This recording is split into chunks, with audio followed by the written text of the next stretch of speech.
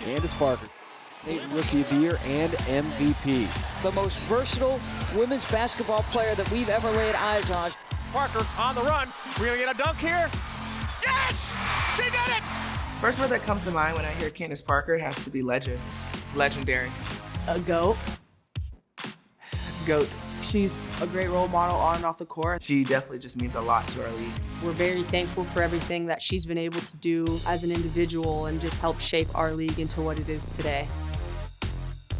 Candace Parker's legacy will live on forever. The former Chicago Sky champ was also at Wrigley this weekend, throwing out the first pitch. The 7-time All-Star is set to have her Sky jersey retired later this summer by the franchise. So we are so happy to have 3-time WNBA champion Candace Parker joining us here on NBA Today. All right, I want to get to the book, but I got to talk to you about the first pitch. I know that's not your first one, so how did that one go in your opinion? Well, first of all, I threw the first pitch out when I was like 16, 17 with the Cubs. I dirted it. Unfortunately, I was a little cocky. And so in my older years, I realized, it's sometimes better to aim high and not try to throw a strike so you don't dirt it. And I did just that. I was a little disappointed on the replay because it lofted a little bit. I'm a better thrower than that, Drea, especially with our Lady Balls in the World Series. 100%. I just love how you got so excited. Like the competitive juices in you, that was like a redemption throw for you. 100%, because, I have kids and nephews at home that like to talk trash around the dinner table. And so I had to let them know that even though I'm 39, TT still has it. Okay, there we go. Now, Candace, you've been keeping busy in your retirement between calling the NCAA and NBA games all season to now debuting as an author. What can you tell us about, and here it is, the first book, The Can-Do Mindset, that hits shelves tomorrow? What can you tell us? Well, it's crazy. Lil Can is super proud. I've always loved writing, and I've always wanted to be an author. So it's surreal for this dream to come true. Can was my nickname growing up. My mom kind of gets the credit for Can Do. My brother's 8 and 11 years older than me. Oldest brother played 11 years in the NBA. Middle brother, he's just a doctor. And so I had huge footsteps to follow. And so my mom kind of started saying Can Do whenever I felt like things got overwhelming or difficult. And so it kind of became my mantra. And then it turned into an acronym, and it stands for community, authenticity, navigating negativity, understanding the importance of the dash, which is that journey in between, and seizing and creating opportunities. Wow, Candace, that is amazing. You know me, I'm a big reader. I cannot wait to read it. I'm so proud of you. You mentioned our Tennessee connection. We're sisters for life. We're Lady Vols for life. You also talked about your mom and your brothers, but Pat Summitt has had such a huge influence on your life. How would you describe the impact that Pat continues to have now that you're in retirement, you're an author, and you're in this new chapter? Well, Drea, life continues far after the ball stops bouncing. And, not ever getting confused with the who and the what. What we did for a long time was play basketball, but who we are in the process is what we develop and the mindset that we have over time. And I couldn't have asked to have a better role model in my coach, in that she did what she said every single day. She held people around her to a standard, but, there's a saying that leaders pull and bosses push. Coach Summitt got to where she wanted us to go and tried to pull us there. And she showed what we needed to do, the mindset we needed to have to win and be successful at a high level. And so to have her as a role model, I'm still learning the lessons that she taught me. My coach is just influential in my life. And my kids know all about Coach Summitt. And actually my youngest son, Hart, is named after her. His name is Hart Summitt. So she is huge, and you understand the Lady Ball legacy. I mean, I look at Drea right now, and I have to kind of deflect a second. I'm so proud of her. I mean, you talk about just continuing to redefine what it is to be a Lady Ball on television, working her way up. I remember when she first started in broadcasting. And so I think that's what the legacy is about. It's about, obviously those before you, coming before you, opening up the doors, but then it's also being inspired by those that are beside you. So just to see Drea, I got to tip my hat to you and your career and your work ethic and your ability to continue to inspire and bring people with you. You are talking about the women's game. You were talking about the men's game. Shoot, throw her in softball. She can do it all. So I am super proud of her. And so I think it's just to have the respect of your coworkers and your peers.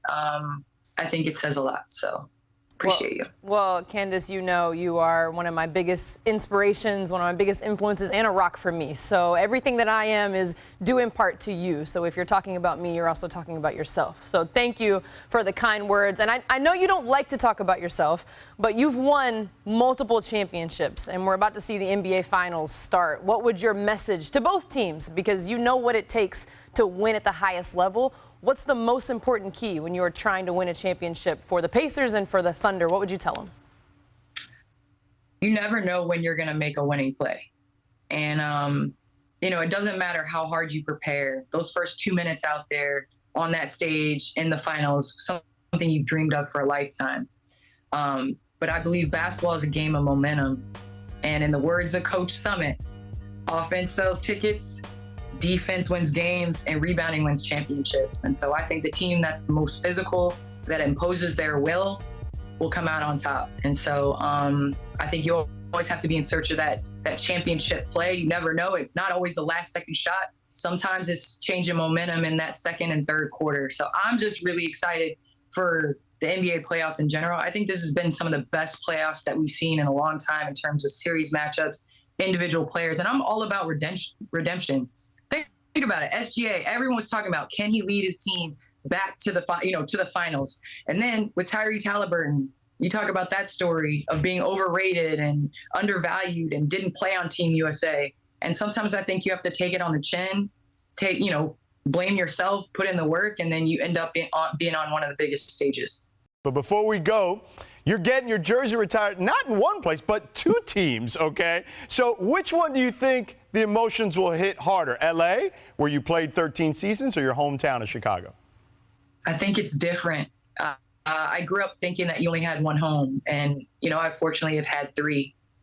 Chicago, is where I first picked up the game of basketball. Naperville raised me, and being able to watch the Bulls compete for championships and then to bring one home. I think Tennessee, Jersey going in the rafters, that's become definitely a home to me. And then in LA is, where my kids are from. My kids are so LA. So it's been hard for me as a Chicago fan to see my daughter want to rock the Dodgers jersey, but I'll give her a pass. So I think all is going to be special in its own way. I'm just excited that all my family and friends are going to be there and we can share in this amazing experience. I mean, golly, number 3 is going in the rafters and in 2 different arenas. I'm super grateful. Yeah, an amazing career for an amazing player, an amazing human being. And don't forget the book, The Can-Do Mindset. Make sure you check it out. So, Candace, thank you so much for the time. Appreciate it. You deserve it all, Candace. Love you. Thank you. Love you too. All right, the Liberty kept it 100 literally and made history doing it. Let's check out this beatdown in Brooklyn, Andrea. 19 made threes from 10 different players. This is the New York Liberty's 4th game in 6 days, and they were unfazed. The fast break points, they got out in transition, the early offense, they were connected on both ends. This was a dominant performance from the championship favorites, and they're championship favorites for a reason. Yeah, no doubt. You saw the performance there. Sabrina, Stewie, Cloud. And Sabrina, get mad about this. They called a foul on her. She wanted the review. Look at that. She's twirling fast there. The teams, they're up, what is this, almost 50? They're up almost 50, 46 points. Yeah. This is, and they called for the review. They did, and she won the challenge. Look at her reaction. Won the challenge. You would think the game was on the line with this reaction. Yeah. The competitive spirit. All right, it was just the 3rd time this season a team had put up 100 points. So, Andrea, what's so unusual about how the Liberty did it? Well, the fact that no one took more than 10 shots. You have 100 points, but it was the balanced effort. And that's only happened 3 times in WNBA history. So it happened in 2013 with the Los Angeles Sparks. Sandy Brondello was an assistant coach on that team. It happened in 2014 with the Phoenix Mercury. Sandy Brondello was the head coach of that team. And it happened just yesterday with the New York Liberty with Sandy Brondello leading the way. So this togetherness, the offensive firepower, Sandy Brondello being a key leader with all 3 of these groups. But when we talk about the weapons that this New York Liberty has, Phoenix won in 2014. New York won last season. New York, to me, they're the clear favorites right now to win it all because of the weapons, the depth, the 3-point shooting. They put up 100 points with no one taking more than 10